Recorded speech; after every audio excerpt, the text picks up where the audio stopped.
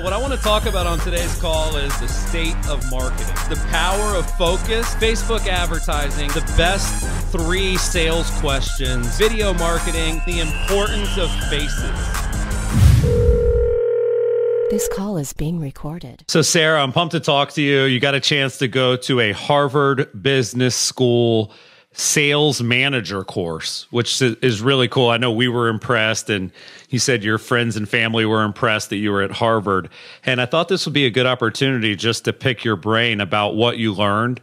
Obviously, when you go to a 2 days worth of learning, sometimes there's so much and it's hard to figure out what to implement and kind of what the nuggets were. So I know for myself, I've never had a chance to attend anything like that. I know a lot of the people that follow us have probably never had a chance to do that. So I wanted to go through kind of some of your Zen learnings from this Harvard sales manager course. And one of the ones that you sent me was something that every salesperson I feel like struggles with, which is the idea of listening versus talking, or listening and kind of digging deep versus pitching and talking about your product. So I'd love you to just kind of start and tell me a little bit about how they kind of discuss the importance of listening. Yeah, absolutely. So it was really a reoccurring theme over the 2 days is where they reinforce the concept of listening to people when you talk to them. So it's a natural tendency for salespeople in general, I think, to pitch and kind of talk about their product and talk about themselves. And in reality, we want the prospect to be talking about 40 to 60% of the time. You can't figure out their problem in order to solve it if, you're not asking great questions. So that was just a big concept was, listening, asking good questions. And they even said, the best salespeople don't open their mouths unless they have a question to ask. I couldn't agree with that more. I remember being on that Ty Lopez show recently, and he kind of threw a curveball. And he was just like, hey, you've got to sell this girl candles for Elon weddings. Like it was just like kind of impromptu. And if you're great at sales, your natural defense mechanism is questions. And if you're not as good at sales, your natural defense mechanism is features. And so I know a lot of times, like, I know we looked at data for ourselves, and it was like 9% of the call was the lead talking for a new rep. And for a seasoned rep, it was closer to 30%. And so normally when you're new, or if you don't know what to talk about, you end up talking about yourself. And it's actually much better to listen and ask questions about them. And you actually mentioned, I love this story. Can you tell the story of the MIT professor? Yeah, totally. So there's the MIT professor that was actually teaching the course at Harvard, and he did this really kind of funny experiment. He is a rowing coach. He has a rowing program at MIT. So what he did is he had this new person come, and he was basically sat on the boat with the professor for 4 hours. So the professor's name is Michael. So Michael's like, I'm just going to ask this guy questions for 4 hours. And, as the guy was talking, just keep on like digging deep, asking more and more questions. So after the 4 hours, they get off the boat and, nice to meet you. See you later. And the new member was talking to one of Michael's colleagues and said, oh my God, I love that guy. He's so friendly. And it was funny because the guy never even asked Michael like his name. He didn't ask him any questions about himself. It was just Michael asking the new person questions for 4 hours. And the new member totally fell in love with him just because people love talking about themselves. So that was, the takeaway there. Well, I like the visual because it made me think, like, I was just talking to Neil, like if you were in a boat with a lead, right? Like if it was seriously literally you, them, and a boat, could you imagine how annoying it would get if you didn't ask a bunch of questions first, right? Mm-hmm. So I like that. I like the quote that you had here too. The only way to influence people is to listen to what they want and then show them how to get it. And I couldn't agree with that more. I remember I was interviewing a guy named Rob Purdy, and he's one of the top sales guys at Realtor.com, and now he's at Homes.com. And every trade show, including this last one that we just went to, Rob always seems to be number one. And so I just asked, I said, Rob, how do you do it? There's other people doing the same thing as you. You don't have like a better spot in the booth. What's the secret sauce? And he said that I'm the only person on the team that establishes that there's a problem before I sell a solution. And everybody else just shows off the solution. So I think it's really smart. I know we're dealing with new leads, and it's a new pitch for our guys. And so they were used to pitching realtors for a long time, and they sort of figured out what questions to ask them. And now that we're calling mortgage guys and we're calling authors and architects, I can see our guys slipping back into that sort of feature dumping versus listening and question asking. So I love that. And I love that, you know, guys, whether you go to Harvard or whether you go to learn from us here at Curaytor, or, you know, whether you have a sales manager like Sarah helping you, ultimately listening is the secret sauce. And you can't listen if you don't ask great questions. Sarah, talk to me about this other part. I like this because anytime we can teach our sales team what I would call acronyms or, you know, 3 steps, right? Like, it's usually much easier to execute. You know, teaching somebody the whole conversion code or teaching somebody an entire sales script can be very challenging. But I love what you guys talked about during the course about the persuasion equation. Can you tell me a little bit more about that and how that works? Yeah, they broke it down into, you know, 3 easy steps. And when you talk to a prospect or a lead, you want to just have a great conversation and kind of make the person realize, you know, that they're dissatisfied with their present. So what's going on? You know, you need to make the person realize they need a change. So that would be the first step. The second step is you want to paint, you know, compelling vision of how it could be if they fixed their problems. And you want to make the customer actually think it's their own idea. And again, you can ask questions like, how would it help if X? And then the third step would be for the salesperson to show easy steps to how to attain that and to get, you know, effective lasting change would be the third step. So it's really the concept on people buy on emotions justified by facts. So number 1, you make the person dissatisfied with where they're at. Exactly. Number 2, it's a compelling version of how it could work. And then number 3, it's your version of how it works. But I do think, Sarah, most people skip number 1, back to the asking questions. You know, what are the questions? Can you give me an example maybe of a question I could ask that might raise dissatisfaction? You know, the goal is to get them dissatisfied. The goal is to get them to kind of admit that they know they need to make a change. Can you think of a question that might do that? Yeah, I think just finding out what they have going on, you know, specifically. Like, are you satisfied with the way that you're getting business now? Are you satisfied with your current online presence, your website, just things like that, and just have them think, well, you know, actually I'm not, and I think I need to change. Yeah, I know one of the techniques that I teach is like a lot of times, Sarah, at the beginning of a call, you know, we have all the best intentions, but then in the real world, like, people are a little bit more cold. You know, it's like you want to ask them all these great questions, but then they're not quite comfortable to give you a long answer, especially towards the beginning. So the thing that I think we can do, and we've done, and I think it's about just getting back to this, is, you know, what we like to do is, hey, on a scale of 1 to 10, how happy are you with your Facebook marketing? On a scale of 1 to 10, how happy are you with your current website, with your current systems, with your current tracking? Like, because when you start with a very simple question, you know, a scale of 1 to 10, where would you rate yourself? It gives people an easy way to say they suck without saying they suck, right? It's like, well, I'm a 4. I'm a 4. And it's like, okay, below well, average. Yeah, obviously 4 out of 10 is a failing grade. Why do you give yourself a 4? Is it because you're not logging in often enough? Is it because when you post stuff, it doesn't get any engagement? Like, why'd you give yourself a 4? And that's back to digging deep, right? So what we try to do, and I think what we need to keep doing, Sarah, is we need to have the 5 to 7 questions that we want to ask every time. Doesn't matter their industry, doesn't matter, you know, what they sell or what they do. I think if we can come up with 5 to 7 questions that are simple to answer, the beauty of sales is digging deep on the back of those answers anyway.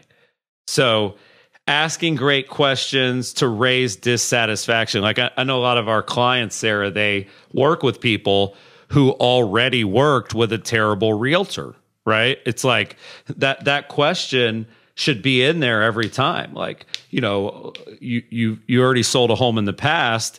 On a scale of 1 to 10, how satisfied were you with what the realtor did? Oh, you were a 3? Well, what were the things that they could have done better to make you say 10? Because that's my goal. So I do think that we all want to talk about the compelling vision of how it works. And we all want to show them the easy steps to attain it. But if you don't get them to admit that they are dissatisfied with their present situation, the other 2 steps just don't work nearly as well.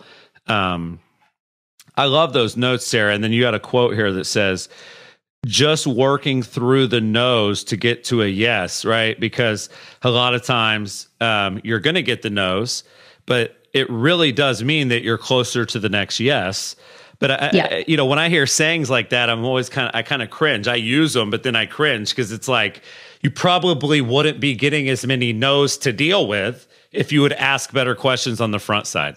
Yeah. Cool. Something to think about. Yeah. All right. So I'm going to get into the next category that you guys learned at the Harvard Sales Manager workshop. But one of the things that's challenging in any sales division, at Lou Pearlman's company in the early 2000s, Quicken Loans, Dot Loop, Curaytor, every sales company has a challenge, it seems like, with recruiting and retaining, right? We never have enough great reps. And then, sometimes we lose our best reps. So I'd love to hear how they taught you recruiting and retaining during this workshop. Yeah, sure thing. So I think the first step is really always having a pipeline of 5 potential employees, for each department. So always have people in mind in case, as you said, somebody just ends up not working out. So once you get those people and then you go into the hiring, they really talked about a formal mentor program, which I really loved. So basically, I think it would be really beneficial too for, remote employees when you want to kind of get them into the Curaytor culture, and we're, growing fast. So just having, obviously they have their manager that would help them every step of the way, but having somebody, more on their level, whatever their position is, just to mentor them, through a formal program, I think would be really beneficial. Yeah, I think that's super smart. And what I've learned over the years is that your top salespeople, they sometimes like to coach, they like to teach. It's kind of a little different, right? When you're dialing for dollars and you spend 98% of your time talking to leads, it's actually a nice break to just do a training. Or it's also very fun to have somebody kind of shadow your calls and, listen to the actual call. So yeah, I definitely think we've done a good job of that. It really comes down to the mentor, really being committed and wanting to be a leader. There are a lot of salespeople that you would never give this job to, but for the salespeople that want to be a head of sales in the future, or they want their own team, they want to be the CEO, or they have a big ambition, I think this makes a lot of sense to, train, have your trainers be your top people. A lot of times, I know in my experience in the past, Sarah, sometimes the people that were the trainers were the ones that weren't good enough at it, so they taught it instead. I don't know if you've ever been in that boat where, it's like, oh, you're not great at sales, so now you're teaching sales, right? Like, that doesn't make sense to me. But I do think it's important that your top people, your best reps, are involved heavily in mentoring your new reps. And if we have to do bonuses or perks or some kind of, financial, thank you for that, I'd be happy to do it. Yep. Yeah.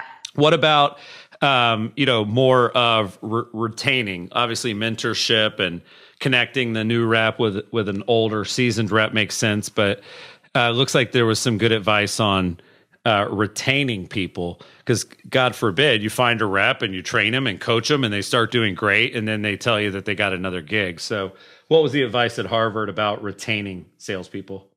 Yeah, I just think it's, people want to feel appreciated and noticed in general. So I think it's just a matter of, really valuing your employees and rewarding them. So you can reward them, obviously, with bonuses and that sort of thing. But even non-monetary, just, having the recognition of people, just saying, hey, great idea, or, you did wonderful here. And then also with anniversaries, giving them every year or every 5 years or whatever it is, giving them a little thank you on their anniversary. Mm-hmm. Yeah, I think those little things do go a long way. I think people typically know when they've been around for a certain amount of time. I think another way you could extend that would be a milestone. So, hey, I don't know if you know this, but you just closed your 100th customer, or you just did your 100th demo, or cool. you just made your 1,000th call, like whatever it may be. So I think anniversaries are an easy one. But I think like if somebody has the best month in the history of the company, or if somebody, doubles their sales month over month, or like Darren and Neil, they did their big speech on stage in front of 700 people, So I do think that valuing long-term employees based on anniversary, but also kind of mini milestones makes a ton of sense. I always say feed the fat. Like when people are hungry, keep feeding them, keep paying them. And I also do understand that, one thing I feel like managers as well as owners like myself miss is how important one-on-one time can be. Like we talk a lot about, group coaching, and we meet every week as a team, but I've been pushing you harder lately to do more one-on-ones, face-to-face, even if that's Skype. And I know that our employees obviously value one-on-one time, with me and Jimmy.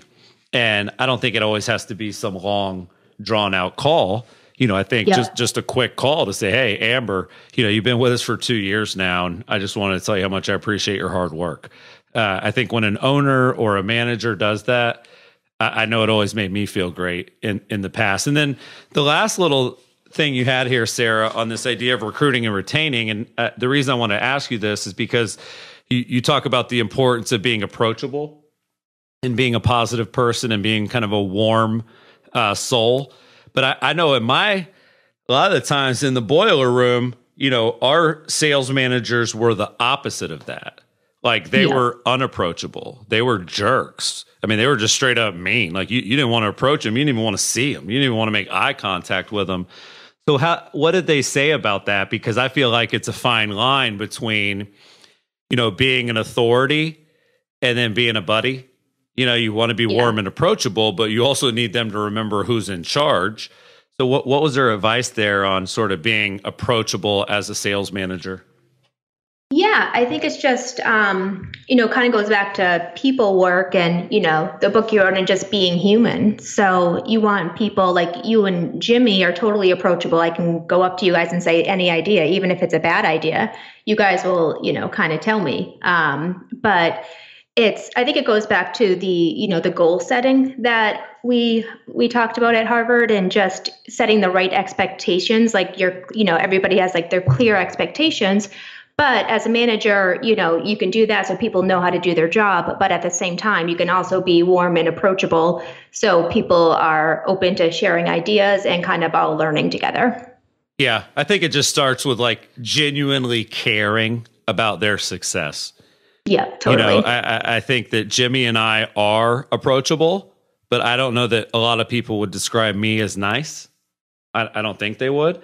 I think they would say that I care and that I'm a good leader and that I'm willing to help. I don't know if approachable is the word or warm, but I do know that our employees feel safe talking to us. So I guess that's what they mean. Right. I do think Jimmy's a little more approachable than me, but that probably does come from my kind of old school boiler room, like I'm the boss kind of training that I got. But I know if I go back and say, who were my best sales managers? Who were my best sales coaches? Ultimately, they were tough, love, right? It's both. They're tough, love, and you got both of those. I think that's what I try to do is just the same thing. I love you. That's why I'm going to be tough on you. I want you to succeed. That's why I'm about to yell at you, right? Or teach you something that you screwed up on. Yeah. So what about coaching, Sarah? Last couple of things here I want to go through are coaching and then reporting. Because, obviously we're talking about high level coaching, ask great questions, dig deep, have a pipeline of prospects ready, be approachable, the persuasion equation, right? Like there's a lot of great coaching in here, but when it comes to the actual coaching of salespeople, this is something we're working on getting better at. We have a weird dynamic because I'm a coach and you're a coach. And so we just have kind of a weird dynamic at Curaytor because we have multiple coaches, plus we have like really seasoned reps. So right. Where's your head at with coaching? I know that was a big part of the class as well, was how to be a better coach kind of daily and weekly and monthly. Yeah, so that's actually the first part of it is just to do it really consistently. So if you do it enough, then it doesn't feel like you're just kind of pointing people out and they can take criticism from it. So I think that's the first takeaway, is just to do it really on a consistent basis. But with coaching salespeople, there are 3 steps. So you want to prepare, execute, and debrief. So prepare is, getting ready for the sales call. Execute is the actual sales call. And then the debrief is what happens afterwards. So the first step would be to ask your sales rep, 3, you want, to focus on 3 positives. So what do you think went well? What did you do to make that happen? And, how did that make you feel? And then you start it off on like a positive note. And then you get into, well, what could you have done differently? And then they answer on, why would that have helped the situation? And they kind of recognize it themselves. And then the third is kind of, again, ending on a positive, like, yeah, I know you can do it better next time. This is the steps to get there.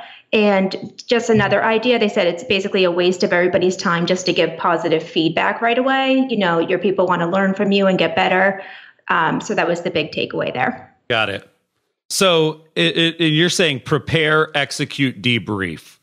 So does that mean you prepare the rep for their call, they execute the call, and then you debrief afterwards with these questions, right?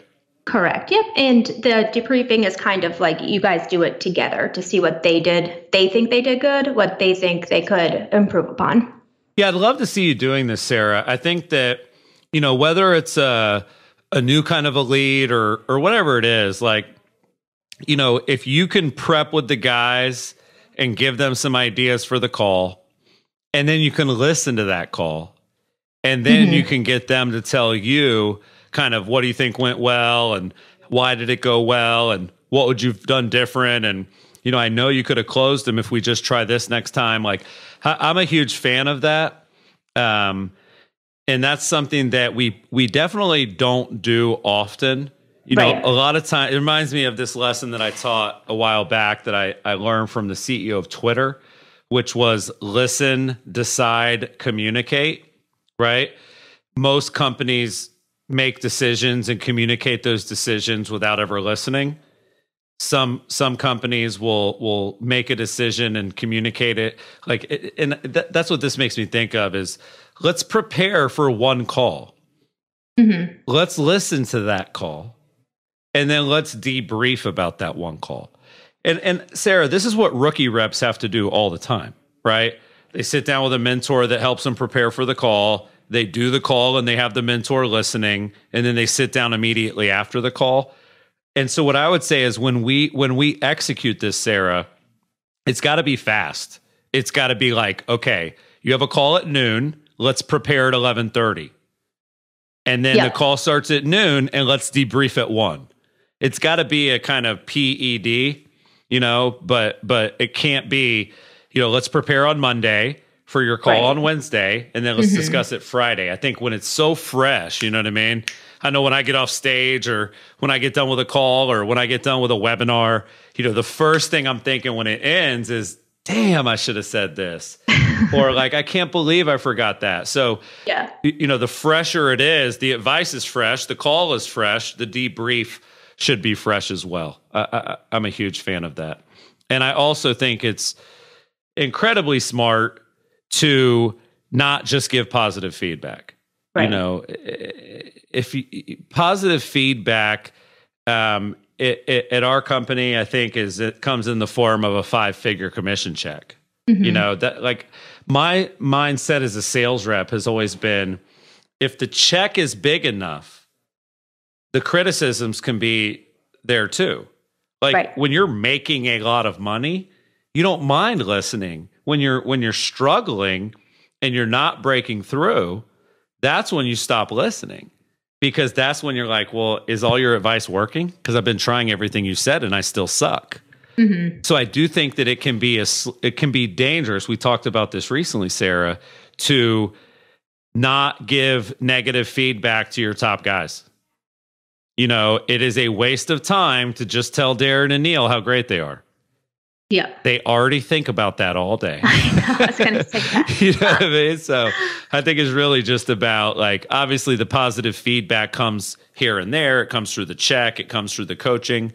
But as a manager and as a leader, criticism is a requirement. So that's definitely something I'm going to be paying attention to for you for the next few months.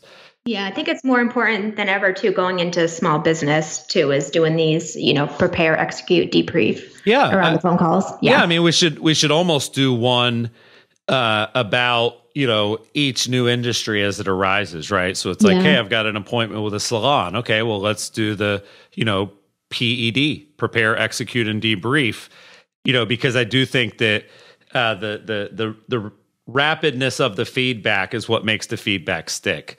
The other thing I try to do is, like, while they're executing, so while they're actually on the call, I'm a fan of coaching in real time through the private chat. So, or even if, you know, if they're on the phone and you know they're using GoToWebinar, and make sure they don't have their text message alerts on, but you could basically text them, you know, real time ideas while they're on the call. So I don't even think the middle part where they're executing has to just be you in silence taking notes. I know that for me, I will kind of give advice on the fly, like, hey, I think she's sold on Facebook. Let's move on, whatever that may be. That's smart. And then the last one, I thought this was really cool because, you know, we did a session on this at Excellence called Metrics That Matter. The last book of my, the last chapter of the conversion code is called Analytics Are Overrated. You know, we like to think that if you're growing tremendously and you feel good about it, you probably should just keep doing what you're doing. But whether you're a sales manager, sales rep, own a company like this, you obviously have to have metrics or some type of reporting.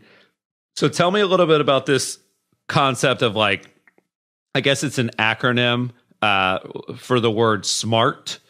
And that was how they taught you guys tracking. Yep.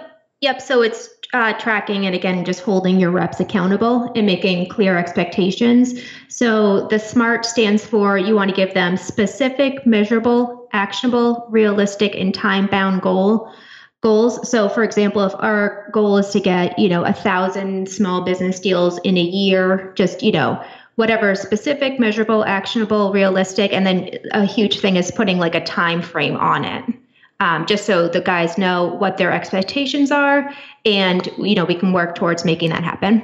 Yeah, I mean, some people do that daily, some people monthly, I think weekly. Obviously, there's goals too. Specific would be like, you know, 100 dials versus 50 dials, right?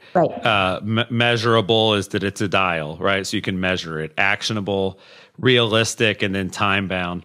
I like that. SMART, S-M-A-R-T, specific, measurable, actionable, realistic, and time bound. So we already track a lot of stuff, Sarah. You know, we track a lot of metrics. Like, how do you think that this framework will change the way that you think about reporting in sales? Yeah, like we only track a few metrics now, but I have been thinking, just going into small business, I think, you know, the specific part is we're going to basically have to do these measurements for different industries, just so we can kind of compare them to each other, look at our conversion rates, see how many appointments we have, and all that sort of thing. So I think it's like the specific, I took that as a takeaway, that we really need to break out, you know, the different industries for tracking. Yeah. Yeah, that's the key. I mean, ultimately, if we're going to try to get traction in automotive or attorneys or whatever it may be, I do think that the metrics and the accountability will be different, Right. And it will be important to see, what are our close rates, what are our conversion rates, what is our talk time, what is our book back, referral conversion, all those things based on industry. And, Totally. My guess is that we would definitely do a little bit worse than we've ever done because we have so much traction in real estate. Right. But I do think it's important to be specific, because if it's like, hey, in small business, here's how we're doing. And exactly. Meanwhile, like, no, actually 9 out of the 10 deals are from one industry. So we can call it small business if we want, but it's really car dealers or something. Yeah. Cool. So yeah, I love this, Sarah. Sounds like a great course. Listening versus pitching, the persuasion equation, the recruiting and retaining strategy. Some great tips there on how to be a better coach with the prepare, execute, debrief, and then using the SMART technique to measure metrics that matter. So would you say overall, Sarah, you enjoyed the experience? Like, if you saw another opportunity to attend another kind of leadership training like this, would you do it? Do you think it was great because it was Harvard? Like, give me kind of your takeaways about the event at large. Yeah, I think I would definitely do it again. And they do have other Harvard events I'm going to look into. But yeah, it was definitely a cool experience because it was at Harvard. But there was, 4 or 5 people that flew in from other countries. People were all throughout the U.S. So it was, we learned from the professors, but we also learned a ton just from our peers and masterminding opportunities. So I loved it. I definitely thought it was worth the time and the money. Cool. How much was it, if you don't mind me asking? I should know this, but yeah, you should. It was like $2,750. Okay, cool. So almost about $3,000. Yep. For 2 full days, obviously at Harvard. And I could imagine if you're looking for a job or something like that, this would be a great thing to have on your resume. Totally. But I'm sure that other colleges and other universities probably do comparable stuff. But sounds like it was time and money well spent. And as you know, and as I know, one little tweak or one little change or one little best practice that we add can make an impact on our bottom line for years to come. So I'm glad you got a chance to go, and appreciate you sharing all the takeaways with me. Thanks, Chris. Thank you. Hey, this is Chris. Thanks for listening to my call. If you enjoyed the call, please subscribe right now. Also, share the episode and use the hashtag #CallsWithChris. Every week, I choose a few people randomly to win a free signed copy of The Conversion Code, my USA Today best-selling book. You can also visit Curaytor.com, that's Curaytor.com, to learn more about my company, which is the one I'm running during these calls. We help small businesses grow faster, and we've been featured recently by Inc., Forbes, Fortune, and Entrepreneur Magazine.